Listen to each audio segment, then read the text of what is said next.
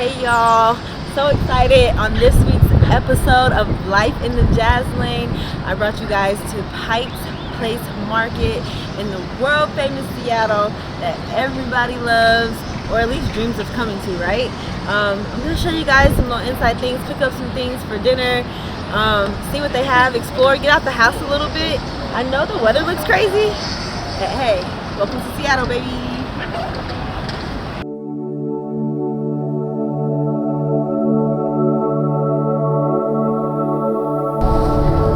Y'all, what's up? It's your girl. Welcome back to Life in the Jasmine. We're actually in some lanes today. We are headed to the world famous Pike's Market in downtown Seattle. Yes.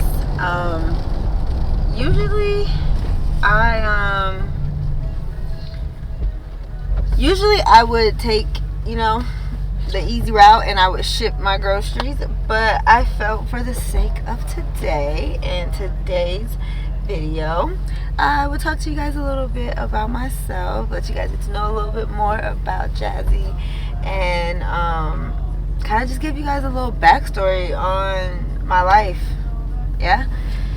on the way there, and then let you guys see a really cool staple in Seattle. I used to come here all the time when I was in college. We competed here at the University of Washington at least once or maybe twice a season, and it looked just like this. Just rainy and wet and cold, but it was so different from Arizona and what I experienced living in Arizona. It was always hot, it never rained. It was the desert, right? That track and field literally has brought me everywhere, all over the world. I know a lot of people have heard me say that, I credit track and field to finding my husband, my family, because if it wasn't for track and field, there's a lot of places that I just never would have been, I never would have traveled, and I'm very grateful about that. And I talk about this because it's interesting for me that throughout my whole entire career, I only had one goal. I wanted to go to the Olympics. I wanted to win a gold medal or 5. But I wanted to go to the Olympics. I wanted to win a gold medal, and everything that I did leading up to that was conducive to that goal. So from high school to college to professionally, every decision I made, every choice I made, whether it be good or bad, I took my chances. But who did it, right? I made sure that was something that I kept visualized in my head. That way I would be able to, accomplish that goal in my heart. Not knowing that my story is already written in my heart. Some people it's not like that, but in my heart, my story is already written.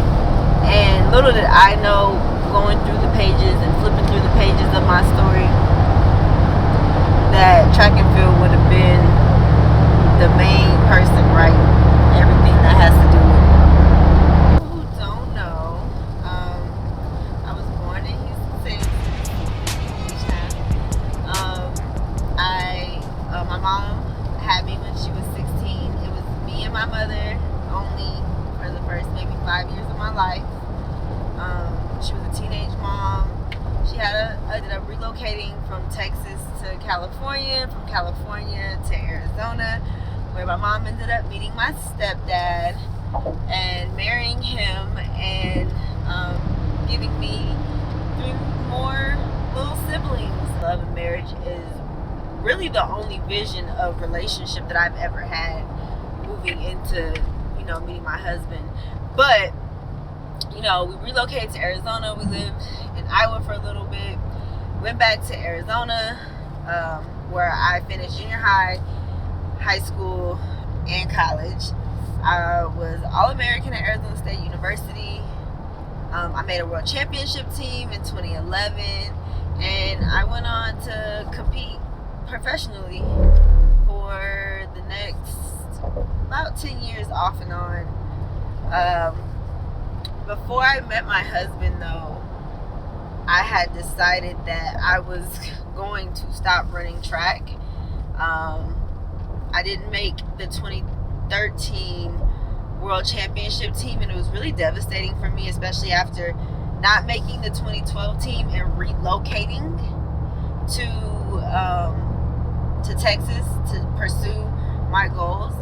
And I was like, I'm not doing this no more. So I quit. Like, literally just gave up. And to this day, I feel like it was a blessing in disguise.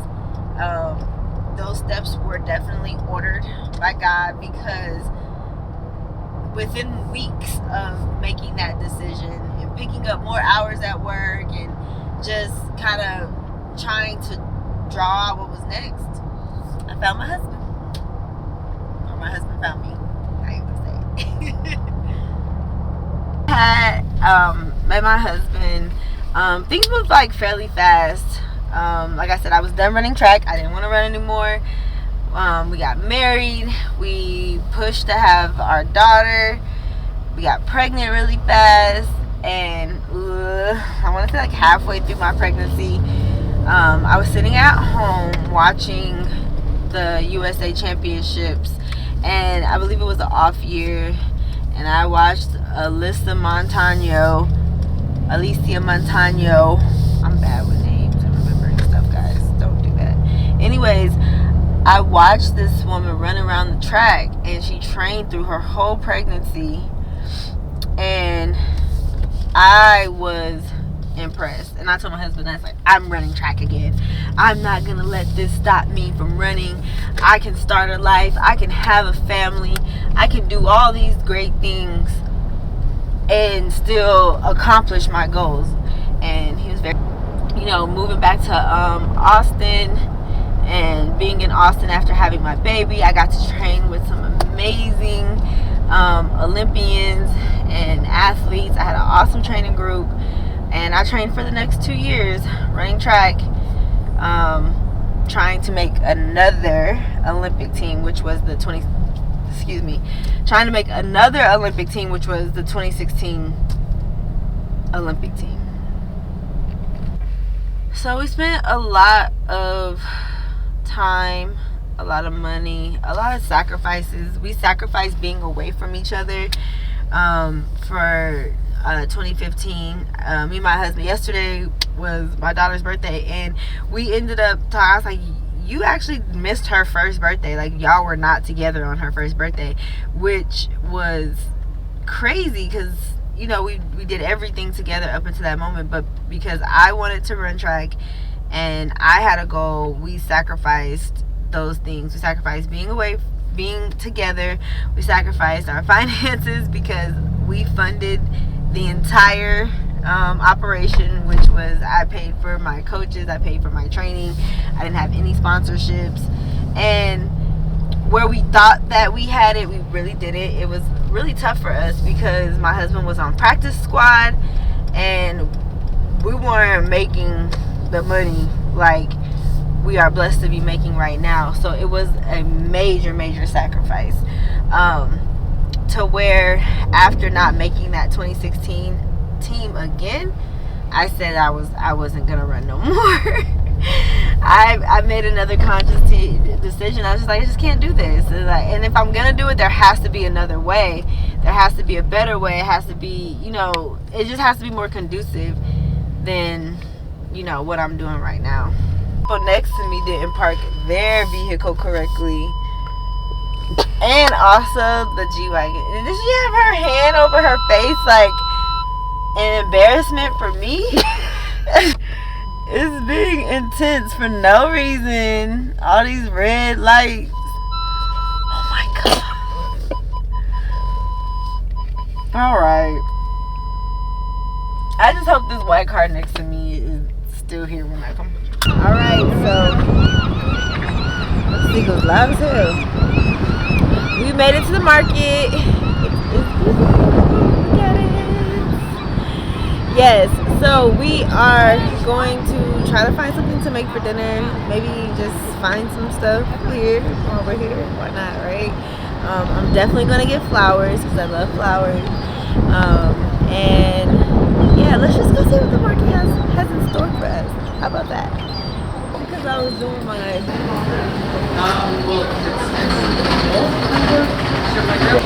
they have the most beautiful flowers here. But the fun part is definitely the fish in the meat market. It's crazy. Yeah, so they throw like they'll toss the fish at you. I'm not buying no big ass fish because I'm not cutting up no big ass fish. You don't want to catch it though? No, I don't. I do not want to catch no big ass fish. But you have to order it and they will throw it to you. That's the fun part.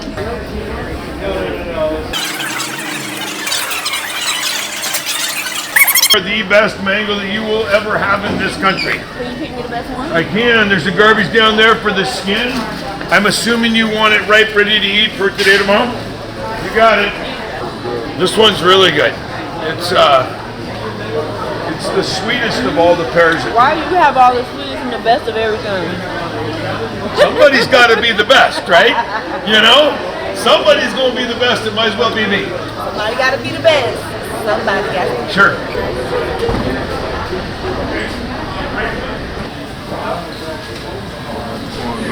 I should have got my baby one of these for her birthday. Oh, yeah. Okay, I'm definitely going to do the ooey gooey brown sugar cinnamon roll. What you need to do? I got the cinnamon roll. He's going to get the cream cheese cinnamon roll.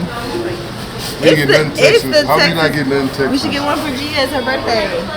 She's going to be like, what the heck? Yeah. She'll be happy.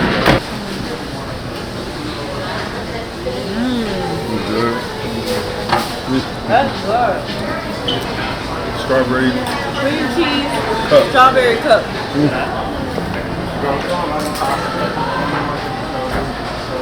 A little more mild. It's gonna be. This is like a delicacy. See how it's white? How you cook it? Just like you would regular cinnamon on the grill, pan.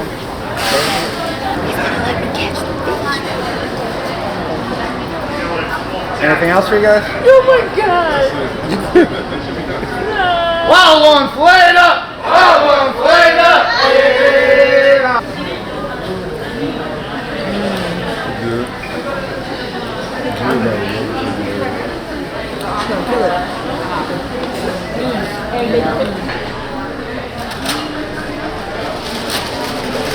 Are you into kale flowers? Huh? Okay, so just those, or how does it work if I I want? have some right there. They all have some. Oh, they have Yeah, that. they have it. I didn't even look at this. I'm sorry.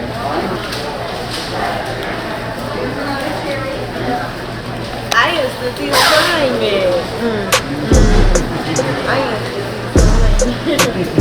Okay, stop. Yeah, I think I stopped when I had said that I decided that I wasn't going to compete anymore after 2016 because I was trying to decide, you know, there had to be an easier way, a better way, especially financially for us because we were paying out of pocket. And I want to say 2016 I took off. I reunited with my husband. I moved to Detroit and spent the season with him that year. He had an amazing breakout season. He made the team officially.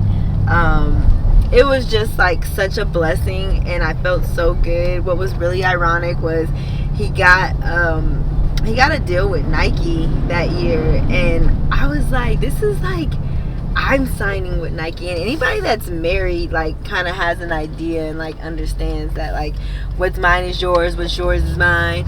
And that was the one moment where I was just like, wow, like we did this together. Like me moving here and being supportive of you was like so big that you ended up making, you know, a team and making your dreams come true. And I thought that was so beautiful for our story. And it made me feel so good about not competing anymore and just being with my family.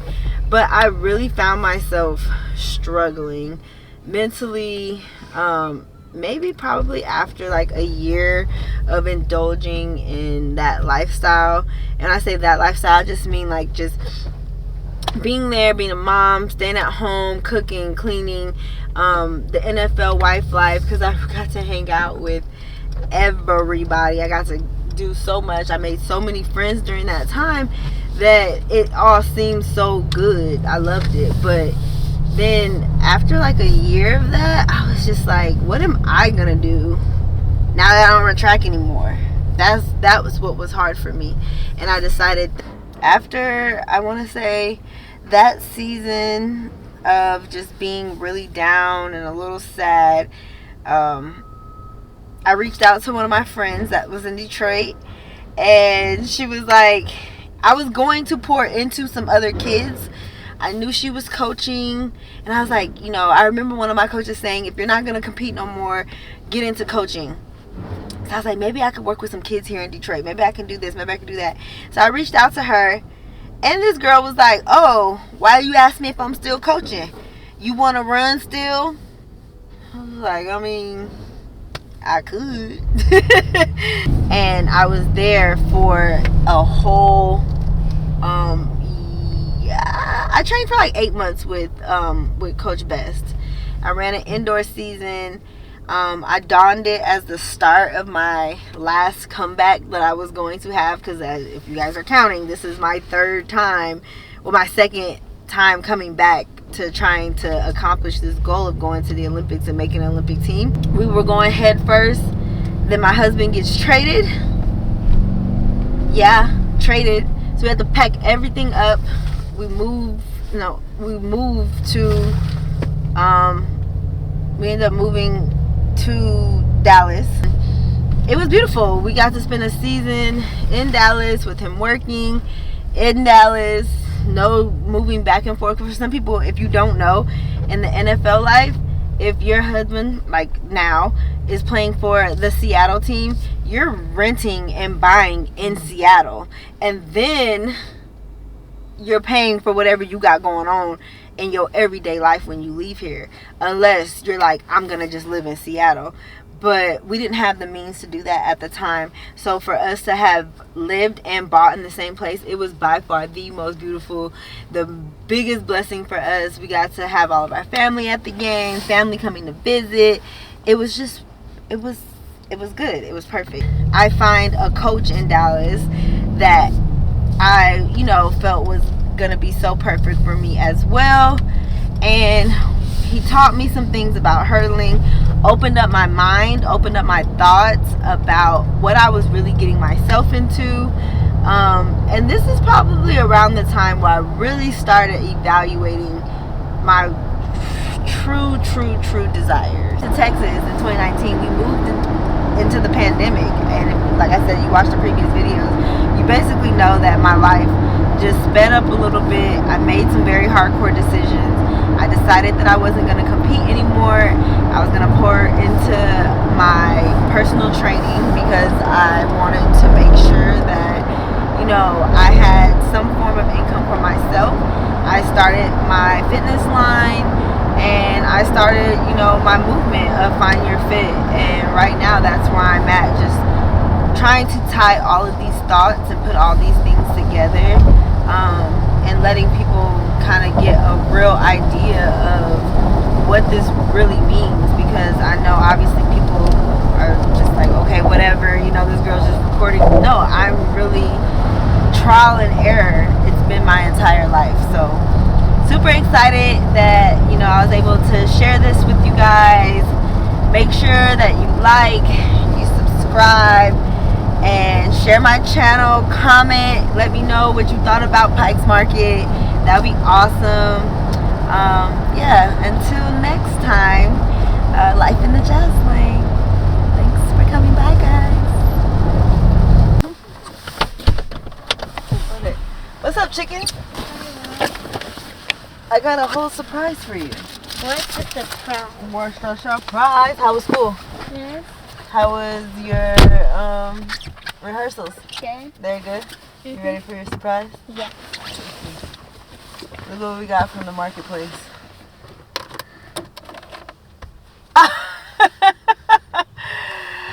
What? I'm eating this right when I get home. You're gonna eat it right when you get home? I want it. Can you believe we found that at the marketplace? How do you find it? They had these gigantic donuts. Like literally the biggest donuts that you can imagine.